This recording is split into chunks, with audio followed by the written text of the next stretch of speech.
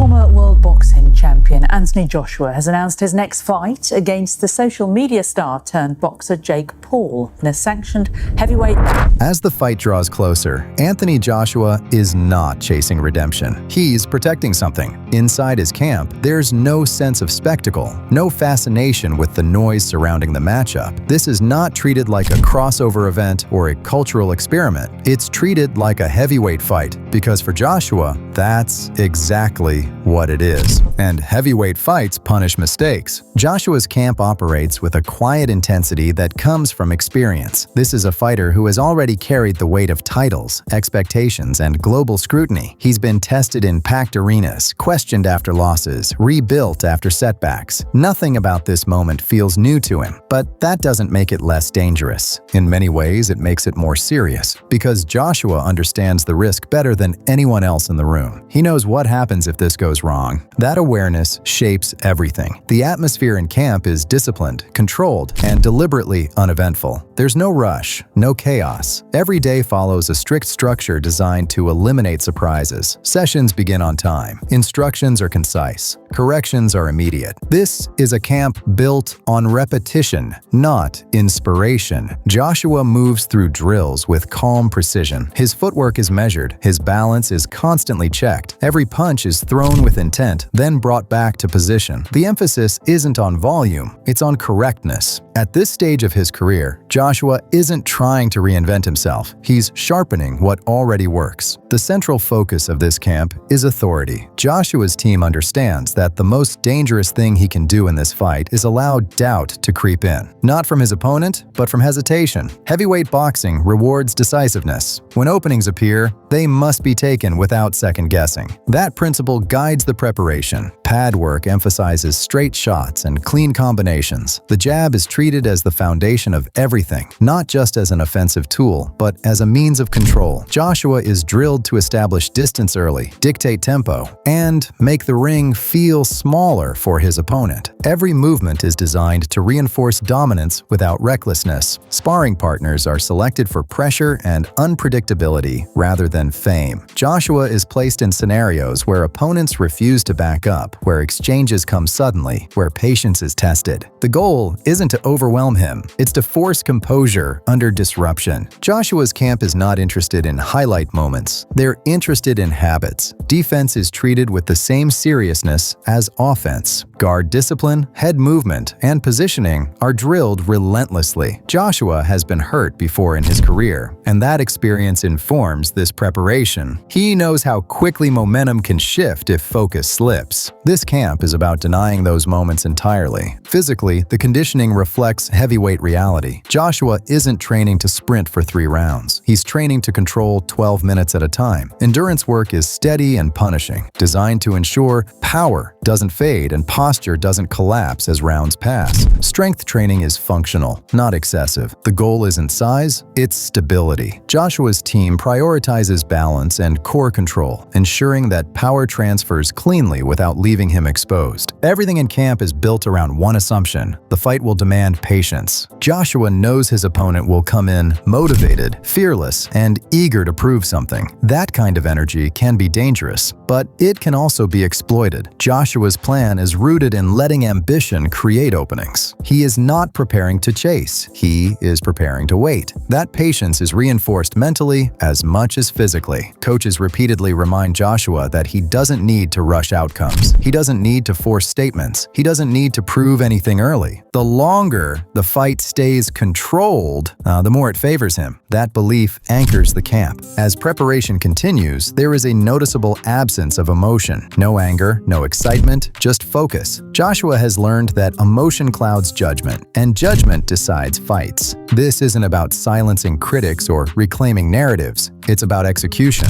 Because in a fight like this, the greatest mistake isn't underestimating your opponent. It's underestimating the moment. As camp moves into its final stretch, Anthony Joshua's preparation becomes increasingly deliberate. This phase is no longer about building, it's about removing risk. Joshua and his team understand something fundamental about this fight. Unpredictability is the opponent's greatest weapon, so the plan is designed to eliminate chaos before it has a chance to grow. The foundation of that plan is control. control. Joshua's jab is treated as the centerpiece of everything, not thrown to impress, not thrown for volume, but thrown to manage space and timing. Each jab is meant to reset the fight, to interrupt rhythm, to force reactions rather than respond to them. Distance is non-negotiable. Footwork sessions emphasize small, efficient movements rather than wide escapes. Joshua is drilled to stay centered, to cut off angles, to deny open lanes. The goal is to keep the ring structured, predictable, and uncomfortable for an opponent who thrives on momentum. Sparring reflects this strategy. Joshua is placed with partners who move erratically, rush unexpectedly, and throw unorthodox combinations. Instead of matching their energy, he's coached to slow them down, to step back half a beat, to re-establish posture, to punish overcommitment. Patience is reinforced constantly. Joshua's team is preparing him for moments when the crowd reacts to shots that don't land cleanly, when noise suggests danger that isn't real. He's trained to trust feel over sound, composure over reaction. This fight is expected to test discipline more than bravery. Offensively, Joshua's combinations are compact and purposeful. Straight punches, short hooks, controlled follow-ups. There's no emphasis on wild exchanges. The objective is to make every connection count while minimizing exposure. The camp is clear on one point. Power doesn't need to be forced at heavyweight. It shows up when structure holds. Defensively, Joshua's preparation is meticulous. Guard positioning is constantly checked. Head movement is subtle rather than exaggerated. Recovery after exchanges is drilled until it becomes instinctive. This isn't defensive caution. It's defensive responsibility. Joshua's team knows that a single lapse, one dropped hand, one squared stance, could turn a manageable situation into a dangerous one. The emphasis is on staying safe while asserting control.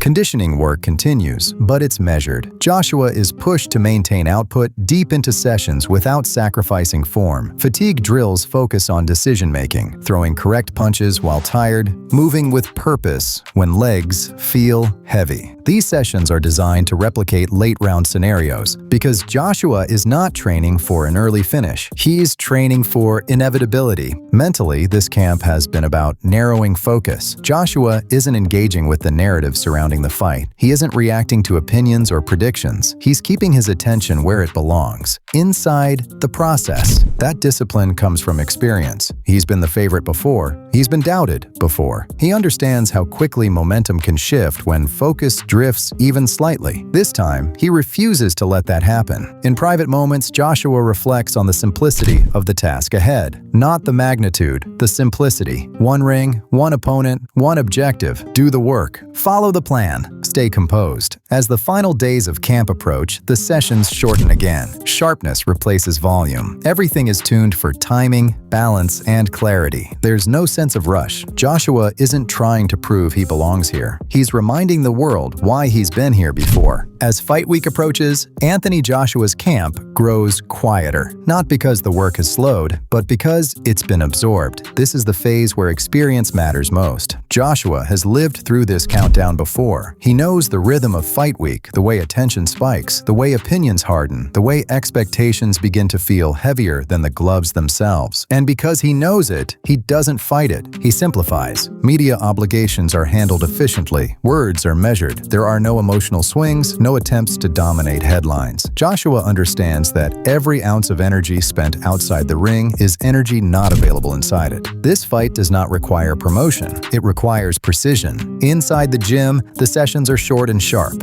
Movements are rehearsed, not tested. There is no risk-taking now. No ego-driven rounds. Every drill has a single purpose: confirmation. The jab still leads everything. Joshua throws it with intent, snaps it back into guard, resets his feet over and over again. The repetition isn't boredom, it's insurance. Insurance against panic, insurance against overreaction, insurance against chaos. Joshua's coaches keep reinforcing the same message. The fight doesn't need to be rushed. They remind him that impatience is what gives momentum away, that heavyweights lose fights not because they lack power, but because they abandon structure. Joshua listens. He has learned the cost of ignoring that lesson. Mental preparation becomes the priority now. Joshua spends time visualizing scenarios where the fight doesn't go smoothly, where shots are missed, where pressure builds, where the crowd reacts loudly to moments that don't reflect reality. These scenarios aren't rehearsed to create fear. They're rehearsed to remove surprise. Joshua understands that control isn't about dominance in every second. It's about stability when moments turn uncomfortable. His mindset is centered on staying grounded, breathing through exchanges, and trusting the preparation he's repeated thousands of times. There is no bravado in these final days, only calm. Outside voices continue to debate the matchup. Some question the risk, others question the necessity. Joshua does not engage. He has nothing to gain from argument. The ring will answer everything far more clearly than words ever could. This fight is not personal to him. It's professional, and that distinction matters. Joshua's team continues to stress composure. They remind him that excitement can be dangerous, that frustration can create openings, that the opponent's confidence is irrelevant if structure is maintained. The plan remains unchanged. Control distance, set the tempo, punish mistakes without forcing outcomes. That clarity gives Joshua peace. As the final workout concludes, there is no sense of relief, only readiness. The body feels light, the mind feels clear, the work is complete. Joshua understands what awaits him. He understands the scrutiny. He understands the stakes. He understands the consequences. And because he understands them, they don't control him. He enters the final hours before the fight not as a man chasing redemption or validation, but as a professional prepared to do his job. Calm, focused, unmoved. Because when the bell rings, preparation doesn't shout. It executes. As fight night closes in, Anthony Joshua does not look for reassurance. He doesn't search for motivation. He doesn't manufacture emotion.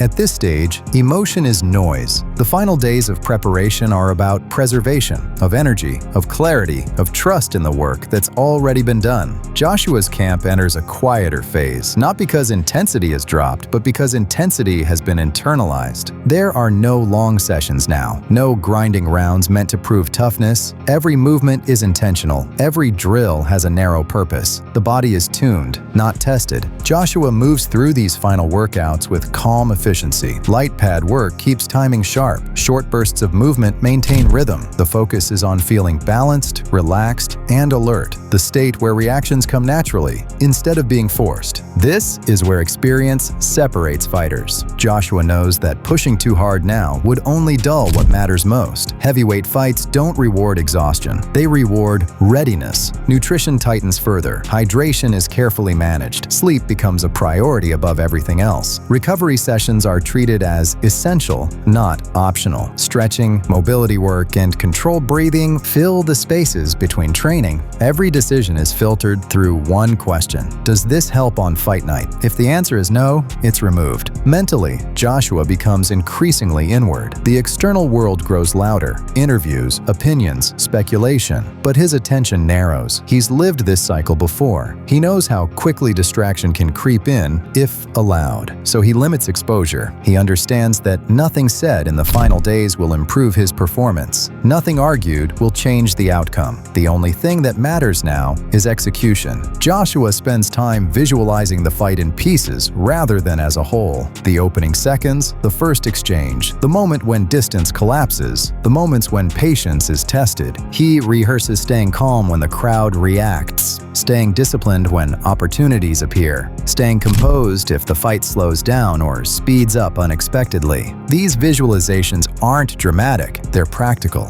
Joshua isn't imagining victory celebrations or knockouts. He's imagining decisions: where to stand, when to engage, when to reset. Because heavyweight fights are often decided by the smallest choices, not the loudest moments. His team reinforces the same core principles in these final days. Do not rush, do not chase, do not break structure. They remind him that power doesn't disappear under pressure. It appears when control holds. That patience isn't passive, it's strategic. That the longer discipline is maintained, the more dangerous he becomes. Joshua listens, not because he needs instruction, but because repetition reinforces certainty. As the final workout concludes, there's no applause, no speeches, no sense of relief, just acknowledgement. The camp is complete. Everything that could be prepared has been prepared. Every scenario scenario that could be considered has been considered. From this point forward, the body and mind must be trusted to do what they've been trained to do. In the hours leading up to the fight, Joshua's demeanor remains steady. There's no visible tension, no outward aggression. He conserves energy. He protects focus. This isn't arrogance. It's control. Joshua understands the magnitude of the moment. He knows the narratives waiting on either side of the result. He knows how quickly opinion can turn, but he also knows something deeper, that legacy is not shaped by noise. It's shaped by behavior under pressure. As the arena fills and the atmosphere thickens, Joshua remains anchored. The lights, the cameras, the crowd, they exist outside the task. Inside, the objective is simple and unchanged. Control the ring, control the tempo, make every exchange intentional. This fight is not about spectacle for him. It's about professionalism, about executing fundamentals at the highest level, under the brightest lights, against an opponent who brings unpredictability and ambition into the ring. Joshua respects that challenge, but he does not fear it, because fear comes from uncertainty,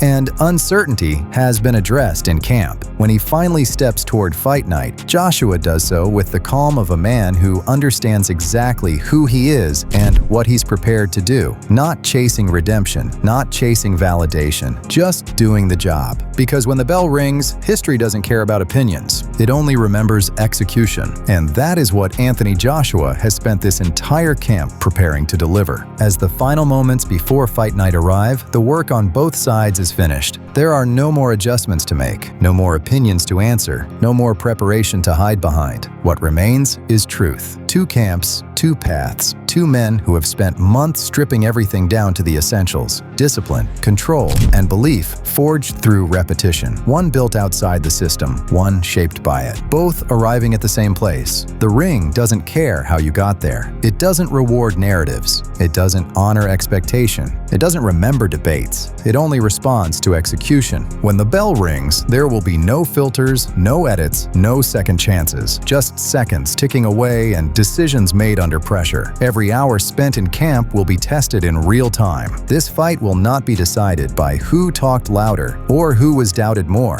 It will be decided by who stays disciplined when the moment demands chaos, who stays patient when adrenaline begs for mistakes, and who turns preparation into action when there is nowhere left to hide. Everything else disappears, and whatever happens next will be permanent, because once the gloves touch and the bell sounds, the preparation ends, and the truth begins.